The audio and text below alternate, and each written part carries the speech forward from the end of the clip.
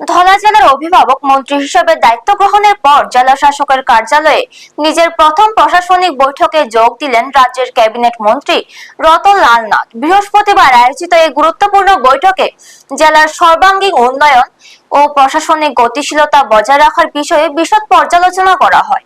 বৈঠকে অভিভাবক মন্ত্রীর পাশাপাশি ধলাই জেলার জেলা শাসক, বিভিন্ন স্তরের জনপ্রতিনিধি এবং রাজ্য সরকারের নানা লাইন ডিপার্টমেন্টের উচ্চপদস্থ আধিকারিকেরা উপস্থিত ছিলেন। বৈঠক চলাকালীন জেলায় বাস্তবায়িত হওয়া বিভিন্ন উন্নয়নমূলক প্রকল্প, পরিকাঠামো নির্মাণ এবং জনকল্যাণমুখী সরকারি সুযোগ সুবিধাগুলোর বর্তমান অগ্রগতি নিয়ে বিস্তারিত আলোচনা করা হয়।